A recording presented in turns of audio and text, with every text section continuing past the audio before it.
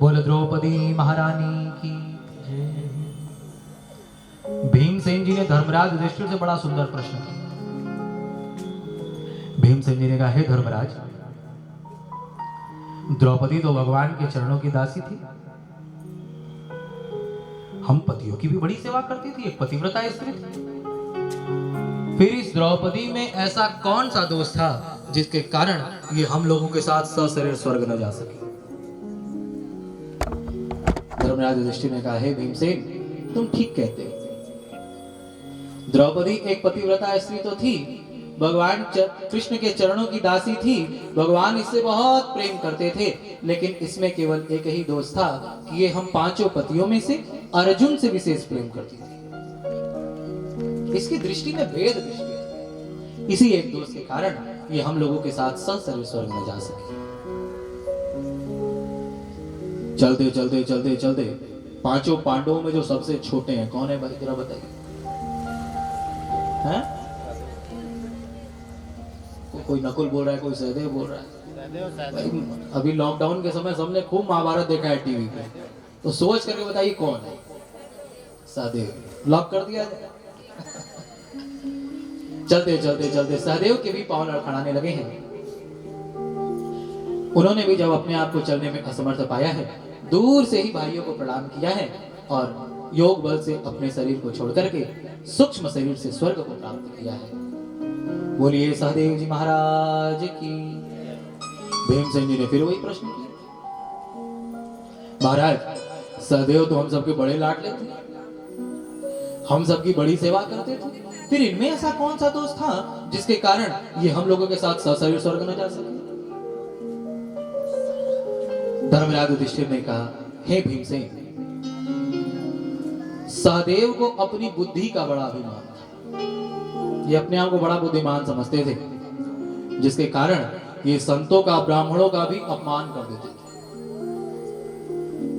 समाज में ऐसे लोग भी होते हैं, कहीं कथा करने जाओ तो आते पूछते, महाराज ये बताइए सूर्पनखा के पति का क्या नाम था? अब यदि बता दिया तो कहने हाँ ठीक है, नहीं बता पाए तो आगे कहेंगे, अरे महाराज को कुछ पता है सूर्पनखा के पति है या नाम नहीं बताओ, क्या कथा करेंगे। एक सज्जन मेरे पास आए, उन्होंने कहा, महाराज बकासुर के पिता का क्या नाम था? हमने कहा बैठो। हमने कहा ये बताओ तुम्हारे पिता का क्या नाम है? उसने कहा ये। मैंने कहा उनके पिता का? उसने कहा ये। मैंने कहा उनके पिता का? महाराज वो तो नहीं पता। हमने कहा पहले अपने खानदान का नाम पता कर ले, तब बकासुर के पिता का नाम पता कर। ज्ञान तो होना चाहिए, लेकिन ज्ञान का अभिमान नहीं होना चाहिए। ज्ञान होना एक सद्गुण है, लेकिन ज्ञान का अभिमान होना एक दुर्गुण है। धन होना चाहिए, धन होना अच्छी बात है, लेकिन धन का अभिमान होना एक दुर्गुण है। सहदेव को अपनी बुद्धि का बड़ा अभिमान था। विचार करिए, संसार में तो पागल भी जन्म लेते हैं। पागल पैदा होना, बुद्धिमान पैदा होना, या क्या हमारे बस की बात है? भगवान ही किसी को पागल, किसी को बुद्धिमान बना करके पैदा करते हैं। भगवान ने हमें बुद्धि दी है, अतः भगवान से प्रार्थना करनी चाहिए, प्रभु आपका बहुत बहुत धन्यवाद, आपने मुझे पागल नहीं बनाया, आपने मुझे बुद्धि दी। अतः इस बुद्धि से भगवान की कथा सुननी चाहिए। जैसे पितामह भीष्म ने अपनी बुद्धि को भगवान को समर्पित किया, ऐसे ही अपनी बुद्धि को भगवान के चिंतन में लगाना चाहिए। चलते चलते चलते चलते अब नकुल के भी पांव लड़खड़ाने लगे। नकुल ने भी योग बल से अपने शरीर को छोड़ा है, सूक्ष्म शरीर से स्वर्ग को प्राप्त किया है। बोलिए नकुल जी महाराज जी की। भीमसेन जी ने फिर वही प्रश्न किया, महाराज अब इनमें कौन सा दोष? धर्मराज युधिष्ठिर ने कहा, हे भीमसेन, नकुल को अपनी सुंदरता का बड़ा अभिमान था। सुंदर सुंदर सब कहे, सुंदर भयानको, सुंदर उसको जानिए, मन जिसका सुंदर हो।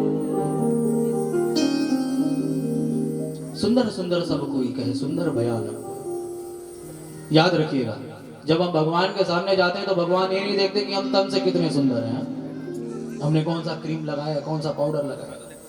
भगवान ये देखते हैं कि हमारा मन कितना सुंदर है। नकुल जी को अपनी सुंदरता का बड़ा अभिमान था, इसी से वो सशरीर स्वर्ग न जा सके। चलते चलते चलते चलते चलते चलते अब अर्जुन के भी पांव लड़खड़ाने लगे। उन्होंने भी योग बल से अपने शरीर को छोड़ा है, सूक्ष्म शरीर से स्वर्ग को प्राप्त किया है। बोलिए अर्जुन जी महाराज की। भीमसेन जी ने कहा महाराज अब तो अति होगी। अब अर्जुन में ऐसा कौन सा दोस्त है? अरे अर्जुन तो गुडाकेश कहे जाते थे, इन्होंने निद्रा पर विजय प्राप्त कर ली थी। स्वयं तीनों लोकों के स्वामी भगवान श्री कृष्ण अपने हाथों से इनकी रथ को हाँकते थे। है? स्वयं भगवान कृष्ण ने जिन्हें गीता का उपदेश दिया, ऐसे अर्जुन में भला कौन सा दोस्त था? भीमसेन जी के ऐसा कहने पर धर्मराज युधिष्ठिर ने कहा, है भीमसेन, अर्जुन को अपनी गांडीव का बड़ा अभिमान। जब इनके हाथ में गांडीव आ जाती थी तो वे अपने आगे किसी कुछ नहीं समझते थे।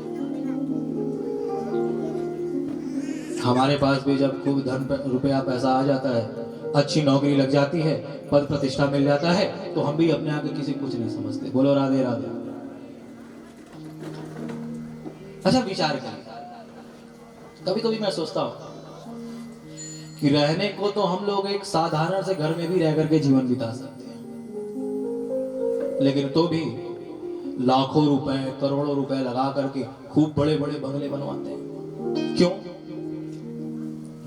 विचार करने पर पता चलता है कि भाई यदि आपके अच्छे मकान को देख करके कोई उससे जलने वाला ना, देवरानी देखे तो कहे अरे देखो देखो देखो उसका मकान कितना बढ़िया है, जेठानी देखे तो जले। लेकिन यदि कोई उस मकान को देख करके जलने वाला ना हो और कोई उस मकान की तारीफ करने वाला ना हो, तो कोई भी इतना रुपया पैसा लगा करके इतने बड़े बड़े मकान नहीं बनता। एक जगह दिल्ली में गधा करने गए तो उसने हाथ पकड़ कर कहा महाराज चलिए आपको अपना घर घुमाते हैं। हमने कहा चलो भाई घुमाओ। घुमाते घुमाते उसने कहा महाराज सबसे पहले बाथरूम से शुरुआत करो। हमने कहा भाई क्यों, इसकी क्या विशेषता है? कहा महाराज चलो। हाथ पकड़ करके ले गया। उसने कहा महाराज देखिए इस बाथरूम में मैंने 50 लाख रुपए लगवाए हैं। अब महाराज सचमुच उसका बाथरूम ऐसा जोरदार था कि हमारे साथ के जो भाई बांधव थे वो तो बाथरूम ही सेल्फी लेने लगे। पहनने को तो हम एक साधारण से कपड़े पहन करके भी जीवन बिता सकते हैं, लेकिन तो भी जब तक हमारे कपड़े पर ब्रांड का नाम ना लिखा हो तब तक पहनने में मजा नहीं आता। हमारे कपड़े को देख करके यदि कोई तारीफ करने वाला ना हो, कोई उससे जलने वाला ना हो, तो कोई भी इतने महंगे महंगे कपड़े ना पहने। बोलो राधे राधे। विचार करना चाहिए कहीं हमारा ये व्यर्थ का अहंकार ईश्वर प्राप्ति में बाधा तो नहीं बन रहा है। अर्जुन को अपनी गांडीव का अहंकार था, इसी एक दोस्त के कारण वो सशरीर स्वर्ग न जा सके। अब चलते चलते चलते चलते महाराज जो सबके विषय में पूछ रहा था भीमसेन के पांव लड़खड़ाने लगे। उन्होंने कहा भैया अब जाते जाते मुझे भी बताते जाओ, मेरे भीतर ऐसा कौन सा दोस्त? धर्मराज युधिष्ठिर ने मुस्कुराते हुए कहा हे भीमसेन, आपके सामने जब भोजन आ जाता था तो आप ये नहीं देखते थे किसी ने कुछ खाया है कि नहीं। आप केवल अपने पेट की चिंता करते थे, इसी एक दोस्त के कारण आप मेरे साथ सशरीर स्वर्ग में जा सके। भीमसेन जी केवल अपने पेट की चिंता करते थे, हम लोग भी केवल अपने पेट की चिंता करते हैं। न तो ब्राह्मणों के पेट की चिंता करते हैं, न तो गाय के पेट की चिंता करते हैं। ब्राह्मण, इसके लिए गोस्वामी जी कहते हैं बंदौ प्रथम महीसुर चरण। ब्राह्मण इस पृथ्वी के देवता माने गए। अच्छा देवता क्यों पता है? दैवाधीनम जगत सर्वम, ये संपूर्ण संसार देवताओं के अधीन है। दैवाधीनम जगत सर्वम, ये संपूर्ण देवताओं के अधीन है संसार। और वो देवता किसके अधीन है? वो देवता ब्राह्मणों के अधीन है। क्यों अधीन है?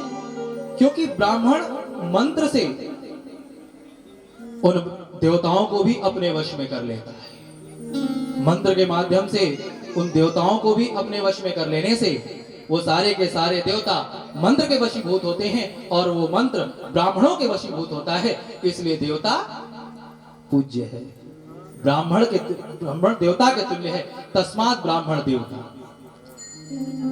तो बंधु प्रथम महीसुर चरना गोस्वामी जी कहते हैं ब्राह्मण इस पृथ्वी के देवता हैं। हम लोग घर में बड़े बड़े पूजा पाठ कराते हैं, बड़े बड़े अनुष्ठान कराते हैं, लेकिन ब्राह्मणों को उतनी दक्षिणा देते हैं कि बेचारे का बस किसी तरह काम चल सके।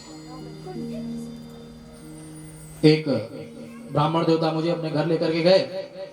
उन्होंने अपनी अटैची को खोला और कहा महाराज देखिए इतनी सारी धोतियां, लेकिन ये सारी धोतियां वैसी ही हैं जो केवल आटा चालने के काम में आ सकती हैं, पहनने के काम में। और आप लोग यदि दुकान पे जाएंगे ना